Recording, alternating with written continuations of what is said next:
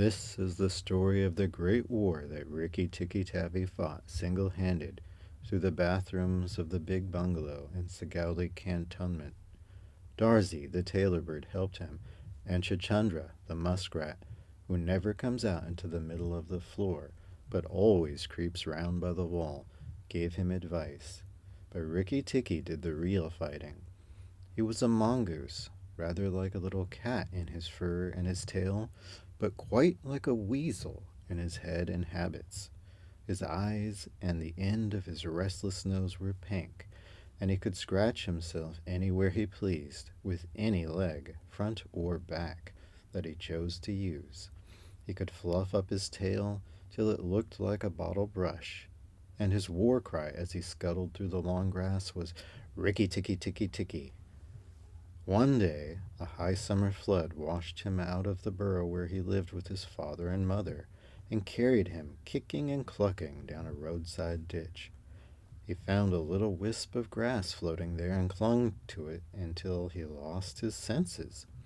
When he revived, he was laying in the hot sun on the middle of a garden path, very draggled indeed, and a small boy was saying, "Here's a dead mongoose. Let's have a funeral." "No, said his mother. let's take him and dry him. Perhaps he isn't really dead."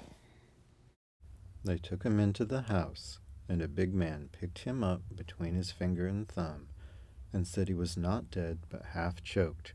So they wrapped him in cotton wool and warmed him, and he opened his eyes and sneezed. "Now," said the big man. He was an Englishman who had just moved into the bungalow. "Don't frighten him, and we'll see what he'll do." It is the hardest thing in the world to frighten a mongoose, because he is eaten up from nose to tail with curiosity. The motto of all the mongoose family is run and find out, and Rikki-Tikki was a true mongoose. He looked at the cotton wool, decided it was not good to eat, ran all round the table, sat up and put his fur in order, scratched himself, and jumped on the small boy's shoulder. "Don't be frightened, Teddy," said his father. "That's just his way of making friends." Ouch, he's tickling under my chin.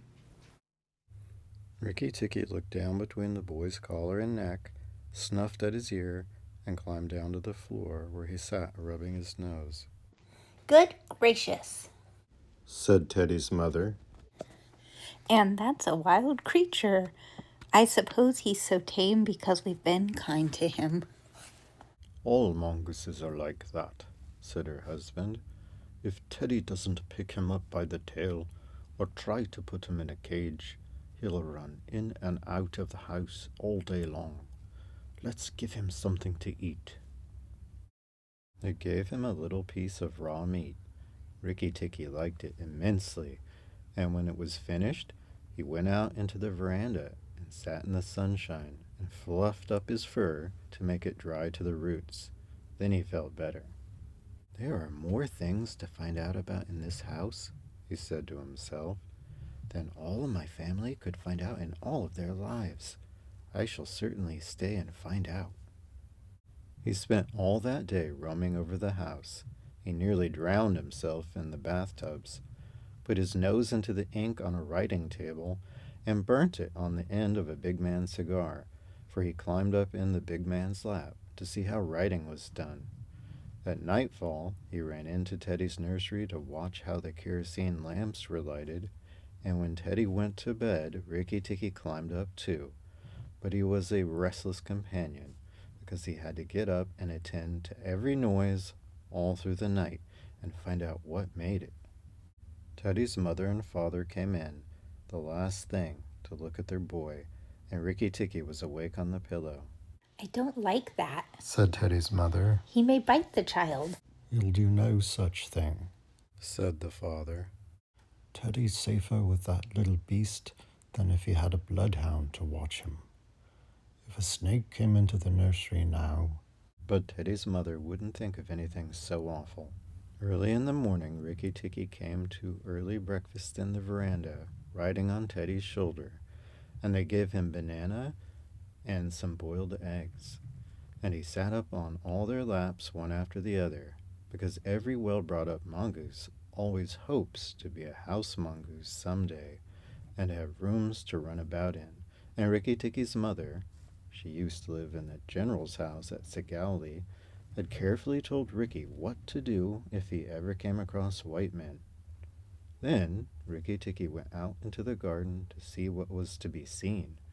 It was a large garden, only half cultivated, with bushes as big as summer houses of Marshall Neal roses, lime and orange trees, clumps of bamboos, and thickets of high grass. Rikki-Tikki licked his lips. "This is a splendid hunting ground," he said, and his tail grew bottle brushy at the thought of it. And he scuttled up and down the garden, snuffing here and there, till he heard very sorrowful voices in a thorn bush. It was Darzee the tailor bird and his wife. They had made a beautiful nest by pulling two big leaves together and stitching them up the edges with fibers, and had filled the hollow with cotton and downy fluff. The nest swayed to and fro as they sat on the rim and cried. "What's the matter?" asked Rikki-Tikki. "We are very miserable," said Darzee. "One of our babies fell out of the nest yesterday, and Nag ate him." Said Rikki-Tikki. "That is very sad, but I am a stranger here. Who is Nag?" Darzee and his wife only cowered down in the nest without answering, for from the thick of the grass at the foot of the bush there came a low hiss, a horrid cold sound that made Rikki-Tikki jump back 2 clear feet. Then inch by inch out of the grass rose up the head and spread hood of Nag, the big black cobra, and he was 5 feet long from tongue to tail. When he had lifted 1/3 of himself clear of the ground, he stayed balancing to and fro exactly as a dandelion tuft balances in the wind. And he looked at Rikki-Tikki with the wicked snake's eyes that never change their expression, whatever the snake may be thinking of. "Who is Nag?" said he. "I am Nag. The great god Brahm put his mark upon all our people when the first cobra spread his hood to keep the son of Brahm as he slept. Look and be afraid."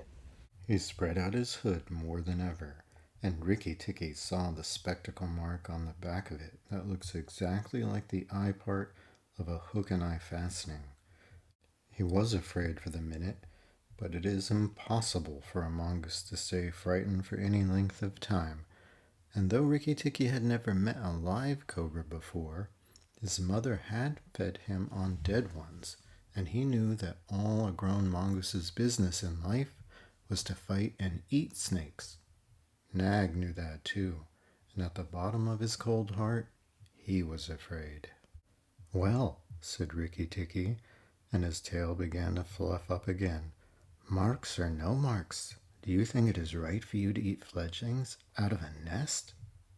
Nag was thinking to himself and watching the least little movement in the grass behind Rikki-Tikki. He knew that mongooses in the garden meant death, sooner or later, for him and his family. But he wanted to get Rikki-Tikki off his guard, so he dropped his head a little and put it on one side. "Let us talk," he said. "You eat eggs. Why should I not eat birds?" "Behind you! Look out behind you!" sang Darzee. Rikki-Tikki knew better than to waste time in staring. He jumped up in the air as high as he could go, and just under him whizzed by the head of Nagaina, Nag's wicked wife. She had crept up behind him as he was talking, to make an end of him, and he heard her savage hiss as the stroke missed. He came down almost across her back, and if he had been an old mongoose, he would have known that then was the time to break her back with one bite. But he was afraid of the terrible lashing return stroke of the cobra. He bit, indeed, but did not bite long enough, and he jumped clear of the whisking tail, leaving Nagaina torn and angry. "Wicked, wicked Darzee," said Nag, lashing up as high as he could reach towards the nest in the thorn bush. but Darsy had built it out of reach of snakes, and it only swayed to and fro. Rikki-Tikki felt his eyes growing red and hot. When a mongoose's eyes grow red, he is angry, and he sat back on his tail and hind legs like a little kangaroo, and he looked all around him and chattered with rage. But Nag and Nagaina had disappeared into the grass.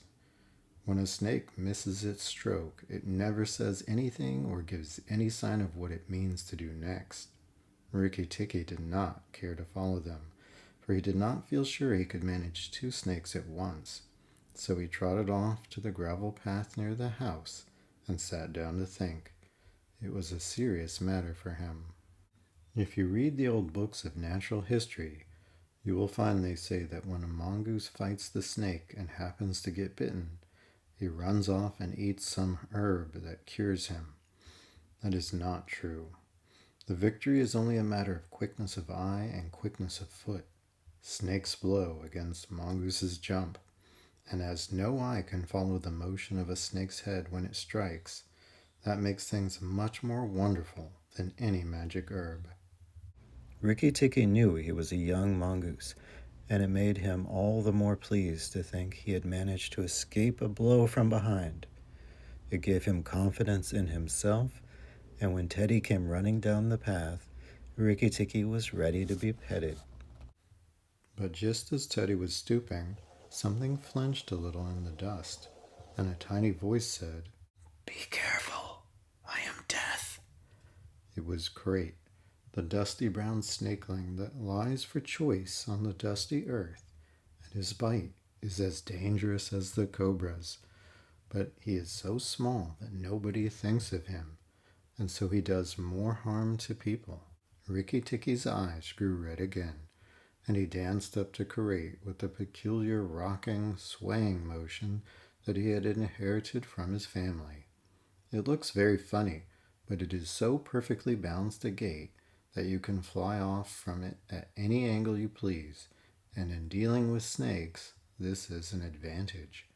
If Rikki-Tikki had only known he was doing a much more dangerous thing than fighting Nag, for Karate is so small and can turn so quickly that unless Rikki bit him close to the back of the head, he would get the return stroke in his eye or lip.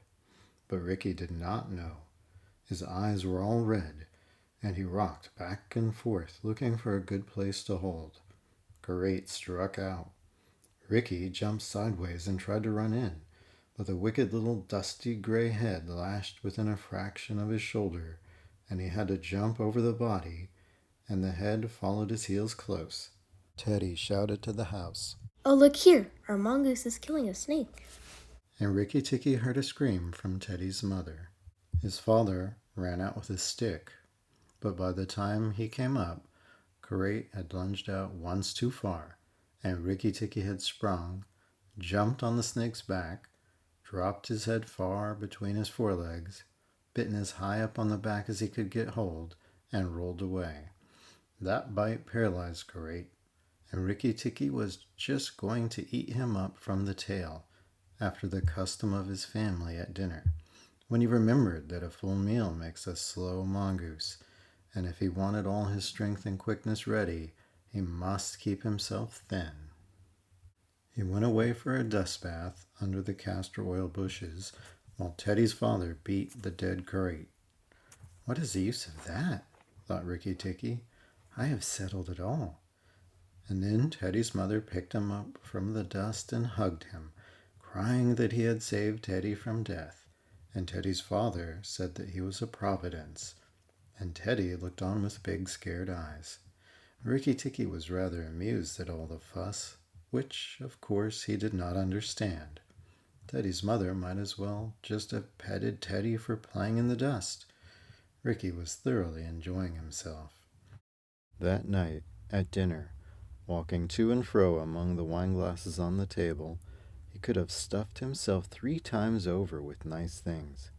But he remembered Nag and Nagaina, and though it was very pleasant to be patted and petted by Teddy's mother, and to sit on Teddy's shoulder, his eyes would get red from time to time, and he would go off into his long war cry of Rick-Tikki-Tikki-Tikki-Tikki-Tick.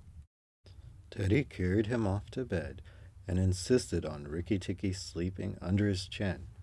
Rikki-Tikki was too well bred to bite or scratch, but as soon as Teddy was asleep, he went off for his nightly walk around the house, and in the dark he ran up against Chuchundra, the muskrat creeping round by the wall.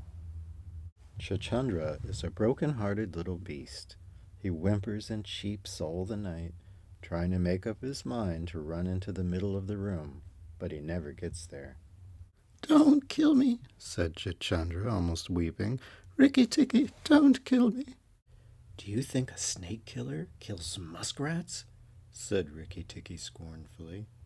"Those who kill snakes get killed by snakes," said Chuchundra, more sorrowfully than ever. "And how am I to be sure that Nag won't mistake me for you some dark night?" "There's not the least danger," said Rikki-Tikki, "but Nag is in the garden, and I know you don't go there." "My cousin Chua the rat told me," said Chuchundra. Then he stopped. "Told you what?" "Hush! Nag is everywhere, Rikki-Tikki. You should have talked to Chua in the garden." "I didn't, so you must tell me. Quick, Chuchundra, or I'll bite you."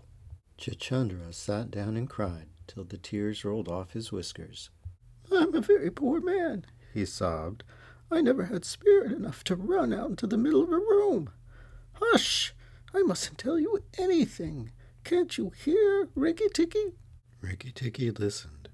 The house was still as still, but he thought he could just catch the faintest scratch in the world, a noise as faint as that of a wasp walking on a window pane, the dry scratch of a snake's scales on brickwork.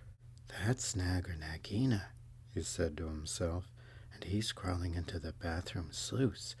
You're right, Chuchundra. I should have talked to Chua." He stole off to Teddy's bathroom, but there was nothing there, and then to Teddy's mother's bathroom. At the bottom of the smooth plaster wall there was a brick pulled out to make a sluice for the bath water, and as Rikki-Tikki stole in by the masonry curb where the bath is put in, he heard Nag and Nagaina whispering together outside in the moonlight. "When the house is emptied of people, you will have to go away, and then the garden will be our own again. Go in quietly, and remember that the big man who killed Great is the first one to bite. Then come out and tell me, and we will hunt for Rikki-Tikki together." "But are you sure that there is anything to be gained by killing the people?" said Nag. "Everything. When there were no people in the bungalow, did we have any mongoose in the garden? So long as the bungalow is empty, we are king and queen of the garden. And remember that as soon as our eggs in the melon bed hatch, as they may tomorrow, our children will need room and quiet." "I had not thought of that," said Nag. "I will go, but there is no need that we should hunt for Rikki-Tikki afterwards.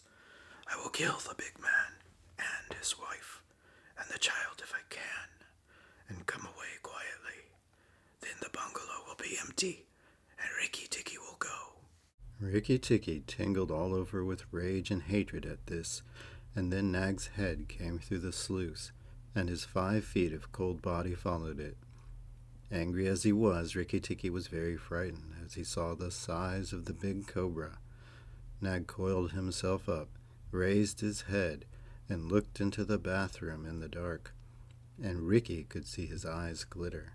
"Now if I kill him here, Nagaina will know, and if I fight him on the open floor, the odds are in his favor. What am I to do?" said Rikki-Tikki-Tavi. Nag waved to and fro, and then Rikki-Tikki heard him drinking from the biggest water jar that was used to fill the bath. "That is good," said the snake. "Now when Great was killed, the big man had a stick. He may have that stick still, but when he comes in to bathe in the morning, he will not have a stick. I shall wait here till he comes. Nagaina, do you hear me? I shall wait here in the cool till daytime." There was no answer from outside, so Rikki-Tikki knew Nagaina had gone away. Nag coiled himself down, coil by coil round the bulge at the bottom of the water jar, and Rikki-Tikki stayed still as death. After an hour he began to move muscle by muscle towards the jar. Nag was asleep, and Rikki-Tikki looked at his big back, wondering which would be the best place for a good hold. "If I don't break his back on the first jump," said Rikki, "he can still fight.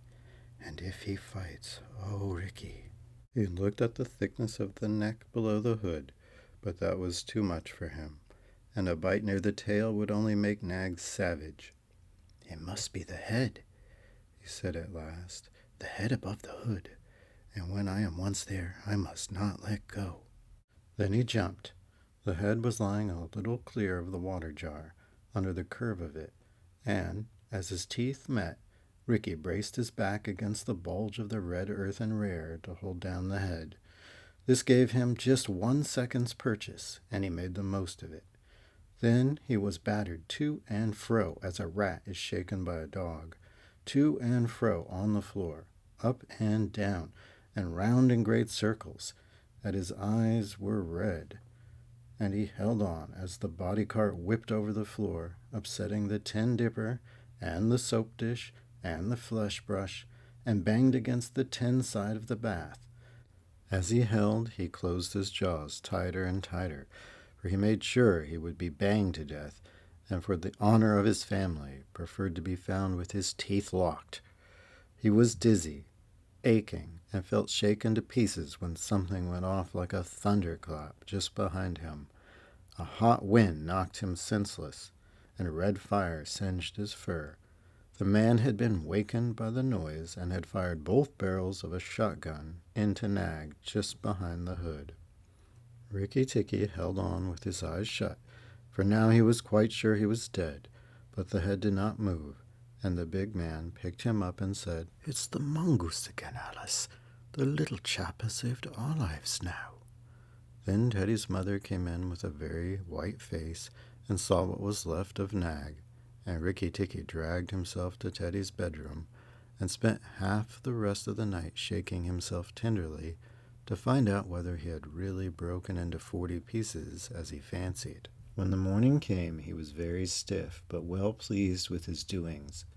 "Now I have Nagaina to settle with, and she will be worse than 5 nags, and there's no knowing when the eggs she spoke of will hatch. Goodness, I must go see Darzee," he said. Without waiting for breakfast, Rikki-Tikki ran to the thorn bush where Darzee was singing a song of triumph at the top of his voice. The news of Nag's death was all over the garden, for the sweeper had thrown the body on the rubbish heap. "Oh, you stupid tuft of feathers!" said Rikki-Tikki angrily. "Nag is dead, is dead, is dead," sang Darzee. "The valiant Rikki-Tikki caught him by the head and held fast, and the big man brought the bang stick, and Nag fell into 2 pieces. He'll never eat my babies again." "All that's true enough, but where's Nagaina?" said Rikki-Tikki, looking carefully around him. "Nagaina came to the bathroom sluice and called for Nag," Darzee went on, "and Nag came out on the end of a stick. The sweeper picked him up on the end of a stick and threw him upon the rubbish heap. Let us sing about the red-eyed Rikki-Tikki." And Darzee filled his throat and sang. "If I could get up to your nest, I'd roll all your babies out," said Rikki-Tikki. "You don't know when to do the right thing at the right time. You're safe enough up there in your nest, but it's war for me down here. Stop singing a minute, Darzee. For the beautiful Rikki-Tikki's sake, I'll stop," said Darzee. "What is it, O killer of the terrible Nag?" "Where is Nagaina for the 3rd time?" "On the rubbish heap, by the stables, mourning for Nag. Great is Rikki-Tikki with the white teeth." "Bother my white teeth! Have you ever heard where she keeps her eggs?" "In the melon bed, on the end nearest the wall, where the sun strikes nearly all day. She hid them there 3 weeks ago." "And you never thought it worthwhile to tell me? The end nearest the wall, you said? Rikki-Tikki, you're not going to eat her eggs?" "Not exactly, no, Darzee. If you have a grain of sense, you will fly off to the stables and pretend that your wing is broken, and let Nagaina chase you away to this bush. I must get to the melon bed, and if I went there now, she'd see me." Darzy was a feather-brained little fellow who could never hold more than one idea at a time in his head, and just because he knew that Nagaina's children were born in eggs like his own, he didn't think at first that it was fair to kill them. But his wife was a sensible bird, and she knew that cobra's eggs meant young cobras later on. So she flew off from the nest and left Darzy to keep the babies warm and continue his song about the death of Nag. Darzy was very like a man in some ways. She fluttered in front of Nagaina by the rubbish heap and cried out, "Oh, my wing is broken! The boy in the house threw a stone at me and broke it." Then she fluttered more desperately than ever. Nagaina lifted up her head and hissed, "You warned Rikki-Tikki when I would have killed him. Indeed and truly, you have chosen a bad place to be lame in." and she moved towards Darzy's wife, slipping along over the dust. "The boy broke it with a stone!" Shrieked Darzy's wife. "Well, it may be some consolation to you when you're dead to know that I shall settle accounts with the boy. My husband lies on the rubbish heap this morning, but before night the boy in the house will lie very still. What is the use of running away? I am sure to catch you. Little fool, look at me." Darzy's wife knew better than to do that, for a bird who looks at a snake's eyes gets so frightened that she cannot move. Darzy's wife fluttered on, piping sorrowfully and never leaving the ground, and Nagaina quickened her pace. Rikki-Tikki heard them going up the path from the stables, and he raced for the end of the melon patch near the wall. There, in the warm litter about the melons, very cunningly hidden, he found 25 eggs, about the size of a bantam's eggs, but with whitish skin instead of a shell. "I was not a day too soon," he said, for he could see the baby cobras curled up inside the skin, and he knew that the minute they were hatched, they could each kill a man or mongoose. He bit off the tops of the eggs as fast as he could, taking care to crush the young cobras, and turned over the litter from time to time to see whether he had missed any. At last there were only 3 eggs left, and Rikki-Tikki began to chuckle to himself when he heard Darzy's wife screaming, "Rikki-Tikki, I led Nagaina towards the house and she's gone into the veranda and... Oh, come quickly, she needs killing." Rikki-Tikki smashed 2 eggs and tumbled backward down the melon bed with a 3rd egg in his mouth, and scuttled to the veranda as hard as he could put foot to ground. Teddy and his mother and father were there at early breakfast, but Rikki-Tikki saw they were not eating anything. They sat stone still, and their faces were white. Nagaina was coiled up on the matting by Teddy's chair within easy striking distance of Teddy's bare leg, and she was swaying to and fro, singing a song of triumph. "Son of the big man that killed Nag, She hissed. stay still. I am not ready yet. Wait a little. Keep very still, all you 3. If you move, I strike, and if you do not move, I strike. Oh, foolish people who killed my Nag." Teddy's eyes were fixed on his father, and all his father could do was whisper, "Sit still, Teddy. You mustn't move. Teddy, keep still." Then Rikki-Tikki came up and cried, "Turn round, Nagaina. Turn and fight," "All in good time. said she, without moving her eyes. I will settle my account with you presently. Look at your friends, Rikki-Tikki. They are still and white. They are afraid. They dare not move, and if you come a step nearer, I strike." "Look at your eggs," said Rikki-Tikki, "in the melon bed, near the wall. Go and look, Nagaina." The big snake turned half round and saw the egg on the veranda. "Give it to me."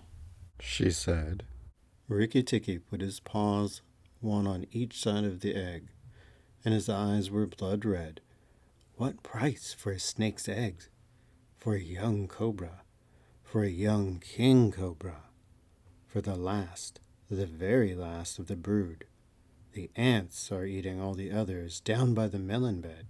Nagina spun clear round, forgetting everything for the sake of the one egg, and Rikki-Tikki saw Teddy's father shoot out a big hand, catch Teddy by the shoulder, and drag him across the little table with the teacups, safe and out of reach of Nagina. Tricked, tricked, tricked, Rick-tick-tick, chuckled Rikki-Tikki. The boy is safe, and it was I that caught Nag by the hood last night in the bathroom. Then he began to jump up and down on all 4 feet together, his head close to the floor. He threw me to and fro, but he could not shake me off. He was dead before the big man blew him in two. I did it. Rick-ticky-tick-tick. Come on, Nagina, come and fight with me. You shall not be a widow long. Nagina saw she had lost her chance of killing Teddy, and the egg lay between Rikki-Tikki's paws. Give me the egg, Rikki-Tikki. Give me the last of my eggs, and I will go away and never come back, She said, lowering her hood. Yes, you will go away, and you will never come back, for you will go to the rubbish heap with Nag. Fight, widow! The big man has gone for his gun. Fight! Rikki-Tikki was bounding all around Nagina, keeping just out of reach of her stroke, his little eyes like hot coals. Nagina gathered herself together and flung out at him. Rikki-Tikki jumped up and backwards. Again and again and again she struck, and each time her head came within a whack on the matting of the veranda, and she gathered herself together like a watch spring. Then Rikki-Tikki danced in a circle to get behind her, and Nagina spun round to keep her head to his head, so that the rustle of her tail on the matting sounded like dry leaves blown along by the wind. He had forgotten the egg. It still lay on the veranda, and Nagina came nearer and nearer to it, till at last, while Rikki-Tikki was drawing breath, she caught it in her mouth, turned to the veranda steps, and flew like an arrow down the path, with Rikki-Tikki behind her. When the cobra runs for her life, she goes like a whiplash flicked across a horse's neck. Rikki-Tikki knew that he must catch her, or all the trouble would begin again. She headed straight for the long grass by the thorn bush, and as he was running, Rikki-Tikki heard Darzee still singing his foolish little song of triumph. But Darzee's wife was wiser. She flew off her nest as Nagina came along and flapped her wings about Nagina's head. If Darzee had helped, they might have turned her, but Nagina only lowered her hood and went on. Still, the instant's delay brought Rikki-Tikki up to her, and as she plunged into the rat hole where she and Nag used to live, his little white teeth were clenched on her tail, and he went down with her. And very few mongooses, however wise and old they may be, care to follow a cobra into its hole. It was dark in the hole, and Rikki-Tikki never knew when it might open out and give Nagina room to turn and strike at him. He held on savagely and struck out his feet to act as brakes on the dark slope of the hot, moist earth. Then the grass by the mouth of the hole stopped waving, and Darzee said, "It's all over for Rikki-Tikki. We must sing his death song. Valiant Rikki-Tikki is dead, for Nagina will surely kill him underground." So he sang a very mournful song that he made up on the spur of the minute, and just as he got to the most touching part, the grass quivered again, and Rikki-Tikki, covered with dirt, dragged himself out of the hole leg by leg, licking his whiskers. Darzee stopped with a little shout. Rikki-Tikki shook some of the dust out of his fur and sneezed. "It's all over," he said. "The widow will never come out again." And the red ants that live between the grass stems heard him, and began to troop down one after another to see if he had spoken the truth. Rikki-Tikki curled himself up in the grass and slept where he was, slept and slept until it was late in the afternoon, for he had done a hard day's work. "Now," he said, when he woke, "I will go back to the house. Tell the coppersmith, Darzee, and he will tell the garden that Nagina is dead." The coppersmith is a bird who makes a noise exactly like the beating of a little hammer on a copper pot. And the reason he is always making it is because he is the town crier to every Indian garden, and tells all the news to everybody who cares to listen. As Rikki-Tikki went up the path, he heard the attention notes like a tiny dinner gong, and then the steady ding-dong-lock, Nag is dead, dong, Nagaina is dead, ding-dong-tock. That set all the birds in the garden singing, and the frogs croaking, for Nag and Nagaina used to eat frogs as well as little birds. When Rikki got to the house, Teddy and Teddy's mother, she looked very white still, for she had been fainting, and Teddy's father came out and almost cried over him, and that night he ate all that was given to him till he could eat no more, and went to bed on Teddy's shoulder, where Teddy's mother saw him when she came in to look late at night. He saved our lives, and Teddy's life, She said to her husband. Just think, he saved all our lives. Rikki-Tikki woke up with a jump, for all the mongooses are light sleepers. "Oh, it's you," said he. "What are you bothering for? All the cobras are dead, and if they weren't, I'm here." Rikki-Tikki had a right to be proud of himself, but he did not grow too proud, and he kept that garden as a mongoose should keep it, with tooth and jump and spring and bite, till never a cobra dared show its head inside the walls. "Who has delivered us, who? Tell me his nest and his name. Rikki the valiant, the true, Tikki with eyeballs of flame. Rikki-Tikki-Tikki, the ivory fang, the hunter with eyeballs of flame."